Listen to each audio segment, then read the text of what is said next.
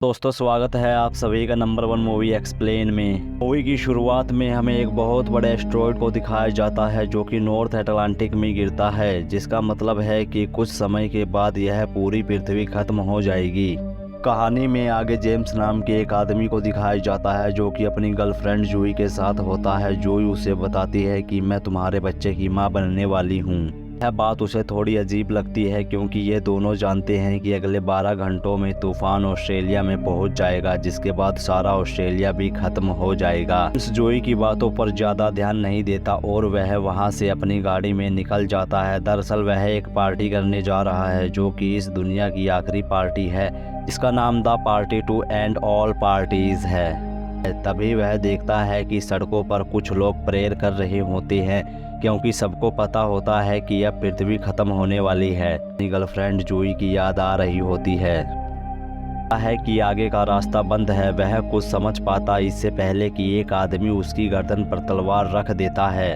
तभी वह एक आदमी को मार देता है। जेम्स यह देखकर बहुत ज़्यादा डर जाता है और वह भागकर एक गाड़ी के नीचे छुप जाता है। वो आदमी भी जेम्स को ढूंढ रहा होता है और कुछ देर के बाद वो आदमी वहाँ से निकल जाता है। जेम्स अब बाहर आता है, लेकिन उसी समय जेम्स को किसी बच्चे की चिल्लाने की आवाज़ आती है। उन्हें देखता है कि एक लाल रंग की गाड़ी है। उस गाड़ी में से दो लोग एक बच्ची को अपने घर में ले जा रहे हैं, लेकिन जेम्स अब अपनी कार ढूंढता है ताकि वह यहाँ से निकल सके।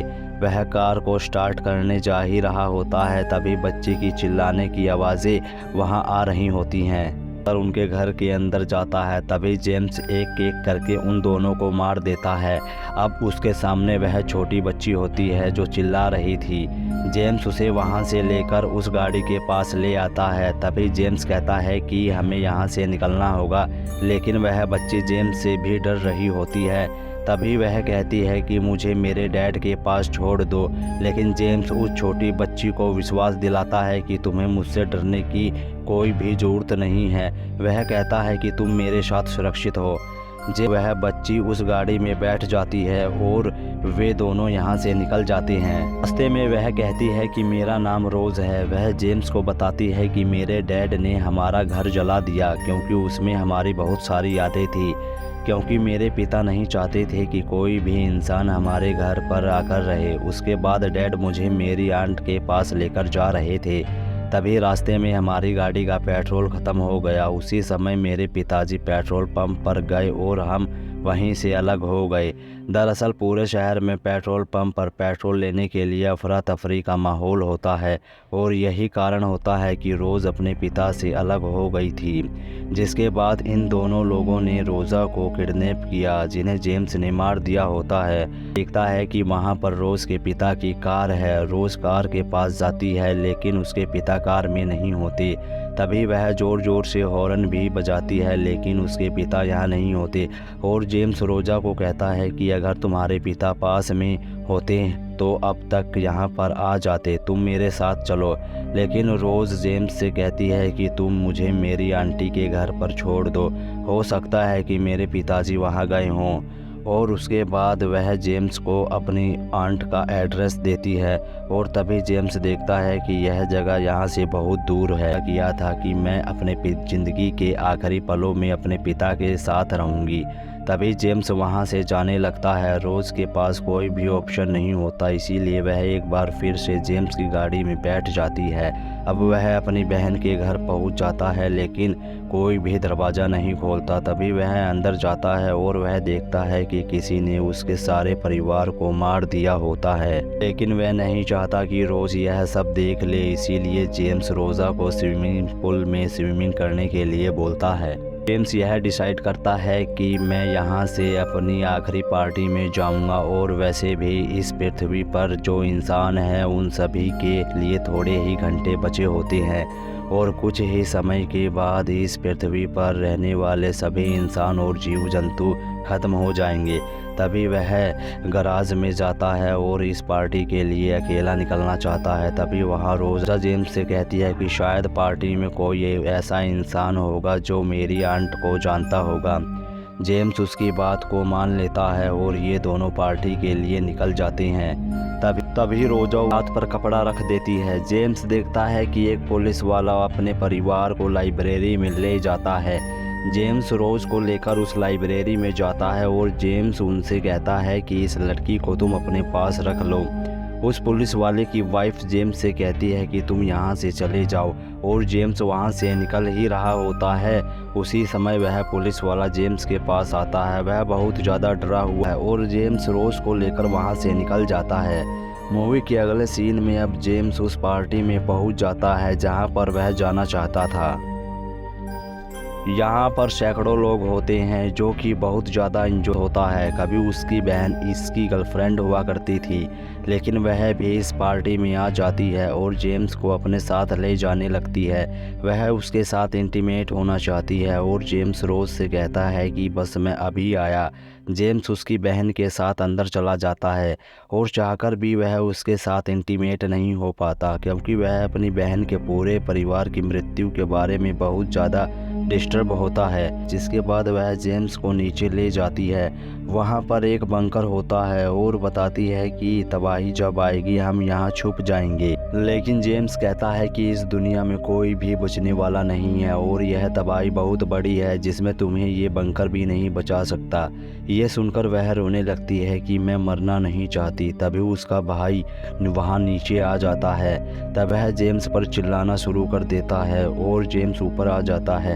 तभी वह रोज़ा को देखता है कि किसी ने उसे नशीली दवा दे रखी है। उसकी तबीयत खराब हो रही होती है। वह वहाँ से रोज़ को लेकर गाड़ी में निकल जाता है। वह रोज़ को लेकर अपनी मोम के घर आ जाता है। वह कहती है कि तुम इतने वक्त बाद आए, जब आने का कोई भी फ़ायदा नहीं है। वह जेम्स से उसकी बहन के बारे में पूछती है, लेकिन वह कोई भी जवाब नहीं देता। उसकी मोम बताती है कि एक दिन पहले मैं उसके घर गई थी। मैंने दरवाजे को खटखटाया, लेकिन दरवाज़ा किसी ने नहीं खोला। जेम्स कहता है कि वह उस घर को छोड़कर जा चुकी है। सच तो यह होता है कि वह अपनी मोम को नहीं बताना चाहता कि वह और उसका पूरा परिवार अब मर चुका है। जेम्स अपनी माँ से पेट्रोल मांगता है। वह कहती है कि गैराज में है और वह उस पेट्रोल को ले लेता है। अब उसने अपनी गाड़ी का टैंक फुल कर लिया होता है। एक बार फिर से वह रोज़ा को गाड़ी में बिठाकर रोज़ा को उसकी आंट के पास ले जाना चाहता है। इसके बाद वह रोज़ को लेकर उसकी आंट के घर पहुंच जाता है, लेकिन जब वह उसके घर में जाता है तो वहां कोई भी नहीं होता।